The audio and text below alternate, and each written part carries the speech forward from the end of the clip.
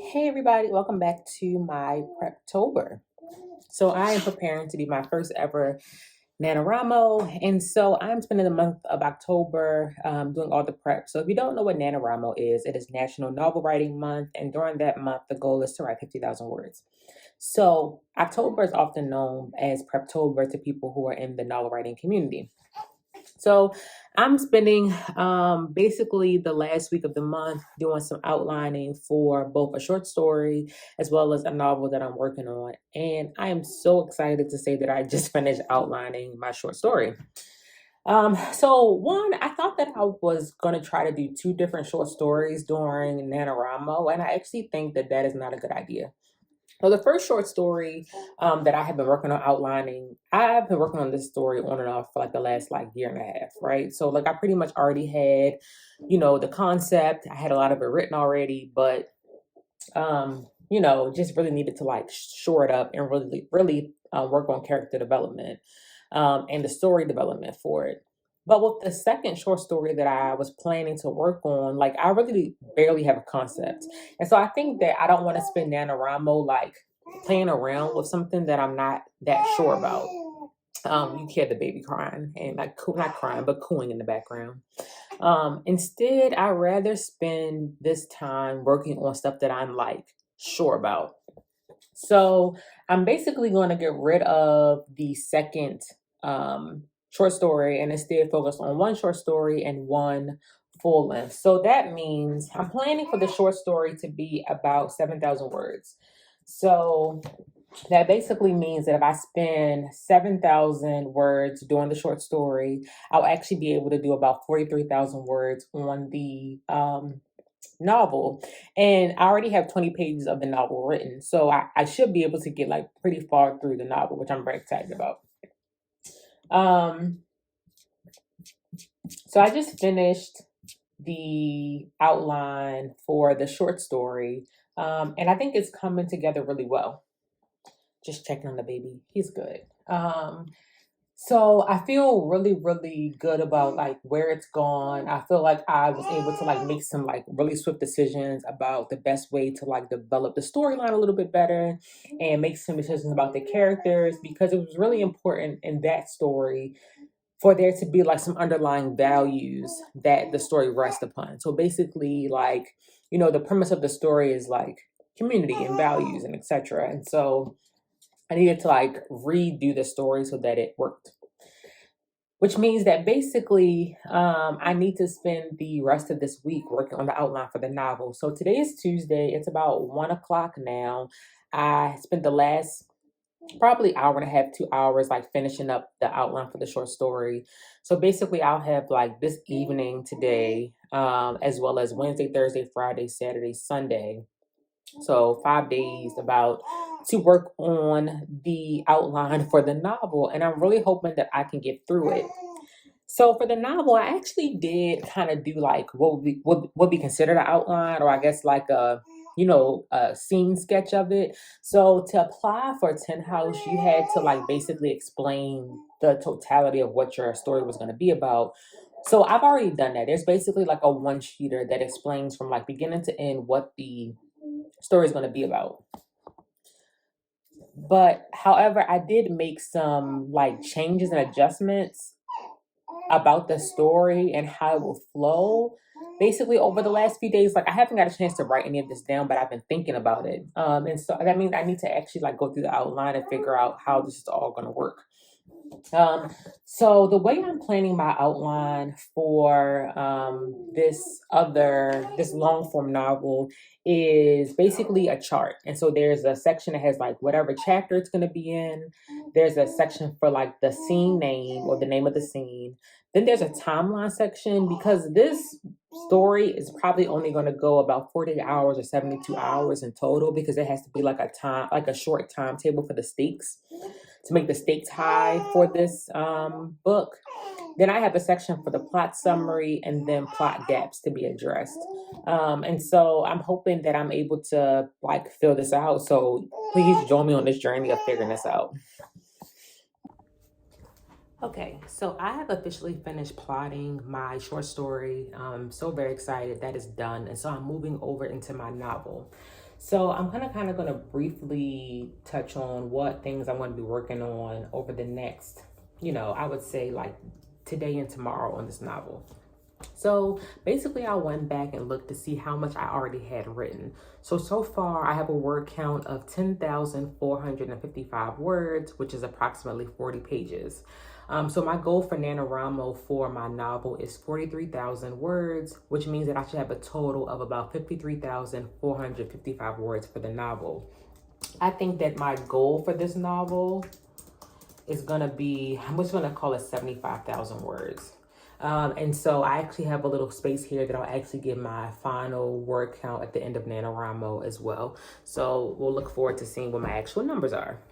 So what I'm going to be doing today for this 30-minute sprint is I'm going to reread the synopsis that I submitted and wrote for Tin House for this book. So I'm going to read through the synopsis and figure out what is working, what is not working, and what things I need to like edit or change. And then that way, when I pick this back up tomorrow, I can actually start with editing the synopsis.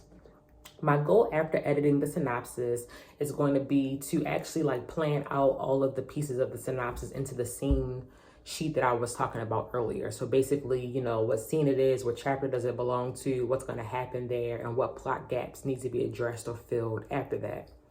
And I'm going to use Save the Cat.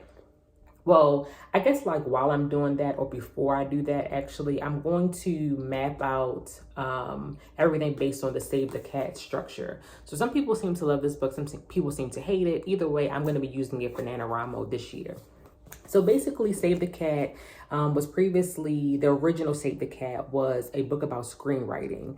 And the person realized that there are these beats that pop up in all really good screenplays over and over again that are kind of this formula that if you keep all the things in that formula, you pretty much know that you'll have a fully fleshed out, well-developed screenplay.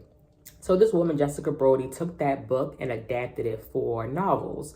And so basically this talks about 15 beats that basically have to be in any novel to make sure that there are points that are hit. And she gives you like a percentage point. So what percentage through the novel should you be before you get to that next plot point? And they're all estimates. So sometimes it might say like 10 to 15%, 20 to 35%. And so basically what I'm going to do is take my word count of 75,000 and figure out what the percentage points are to word count. So that way, as I am doing the actual outlining and plotting of this novel, I know where I need to be in the novel to make sure that I can, number one, hit the 75,000 word count, and number two, actually get through the novel. I'm really excited to try this. As I've told y'all before, I've just had a really hard time getting myself through novels because I really didn't have like a lot of the like understanding of structure and like how to get through a middle line. And honestly, like I have just never been a plotter. Like that is just not how I typically operate, in the writing space. I'm very much a person who like I go with the flow, right? Like wherever my characters take me is where the story is going. And I just know that that is not successful for having a career in writing. Is it successful for like kind of doing this on the side as a enjoyment, as a hobby? Yes, for sure. And there will always be some pieces that I do as a hobby, but like I want this to be a part of my career and I want to sell a novel to a big publisher. And so I'm really excited to like actually put more structure into my writing process so I can actually get something done. So I'm going to follow back up tomorrow. Tomorrow when I come in, I'm going to give you an update on how the synopsis went. And then we're going to just jump right into it. Peace.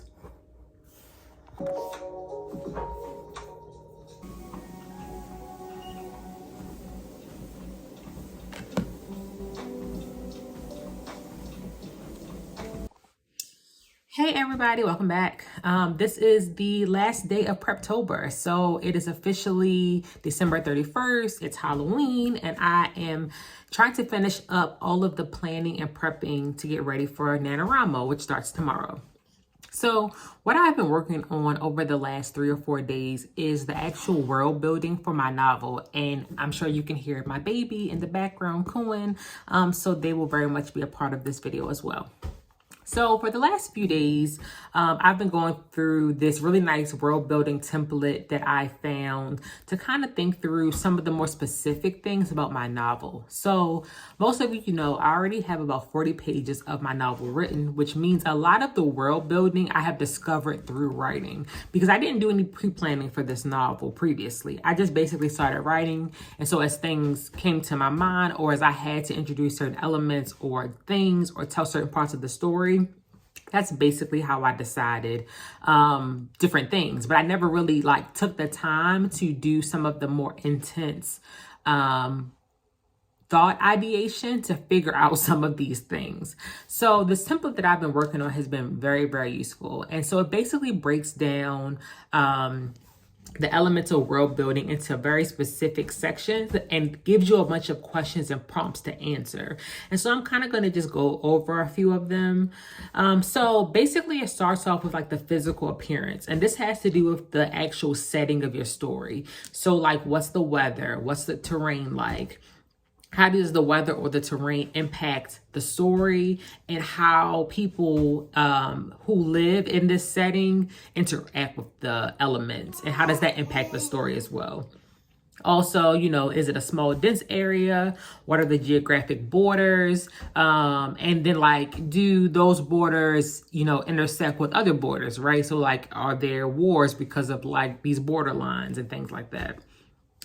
As well as just some other questions like, you know, what are the languages spoken? What are the natural resources? Are there various cultures or cultural practices? And then if we're talking about creating multiple planets, how do those planets differ from our own? And so in my story, there is like the traditional planet Earth, which is in the close future, but also other planets as well. And so I had to think of the full geographic breakdown of those places, because some of them are like based on like current planets in our solar system and the Milky Way galaxy, but some of them are completely made up. And so that means that I had to make like very intentional choices of answering some of these questions to be able to like really think through how this world works. The next section is the inhabitants or the people. So are they human, aliens, hybrid? What's the population of the place? How did they get to this world? Are there different class systems? And so if there are, like really going into depth explaining those different class systems. And is their class system defined by wealth? And if it is, explaining it. And if it's not defined by wealth, what are the factors that define this class system? Are there gender, race, species of the inhabitants there? What are they? Also, are there any natural alliances between these different groups that already exist? If so, what are they? And are any of the inhabitants oppressive towards other inhabitants?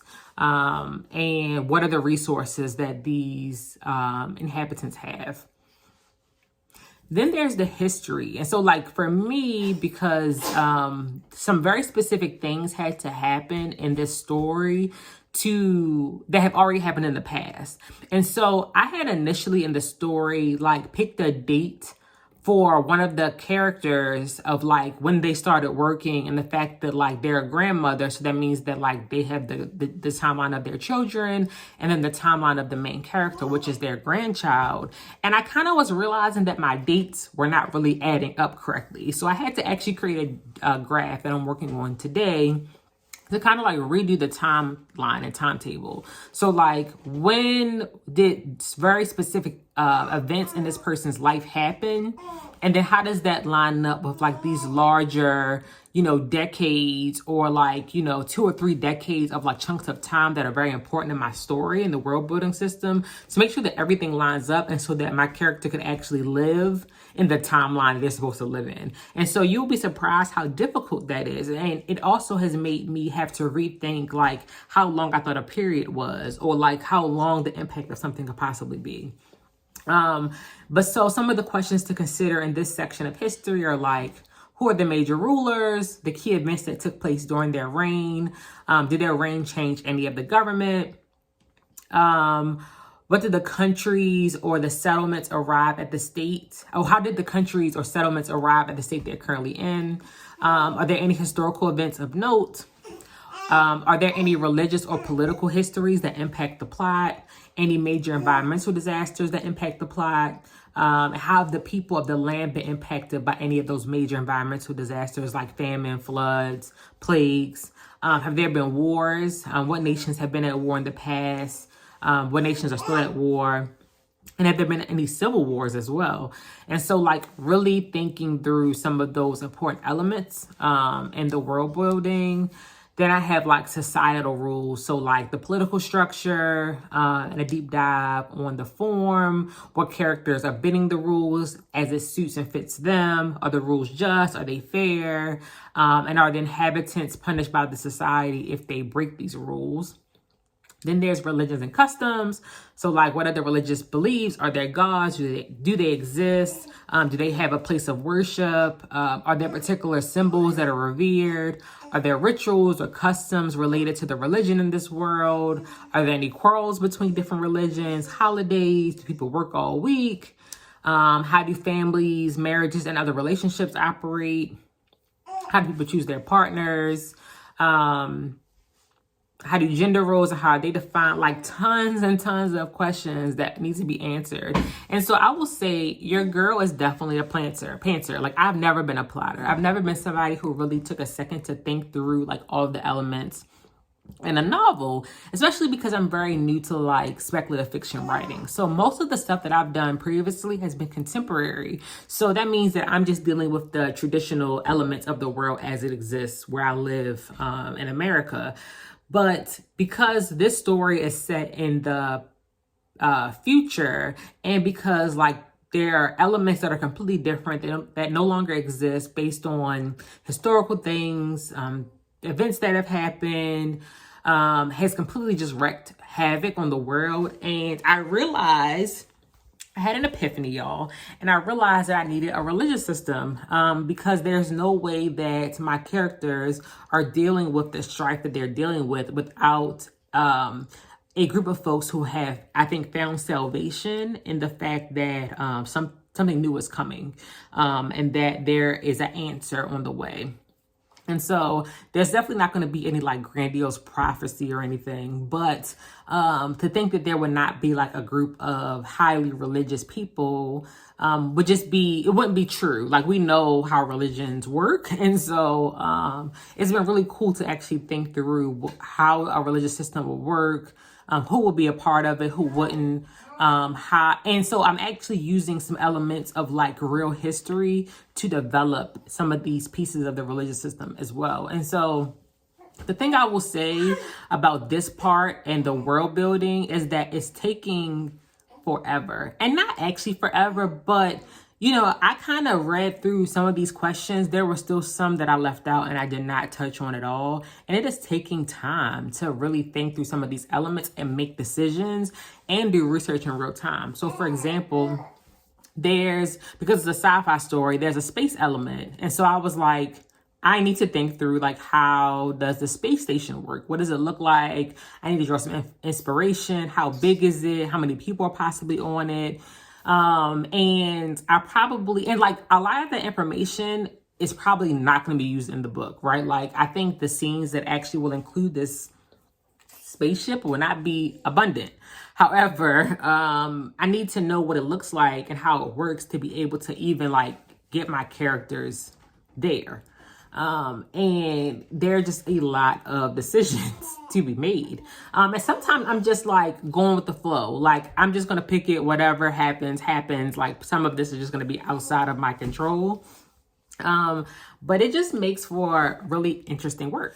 I don't actually know if I will be completely done answering all of these world building questions, by the end of the day today at the start of NaNoWriMo. But because I'm not starting on this story right away, I'm going to continue to do research and work on these parts while I'm writing the 7,000 words for the short story that I'm working on first. So thankfully, it does give me a little bit additional time. I'm thinking that I should be done reading. I think that it should only maybe take me like 4 days to get that short story written.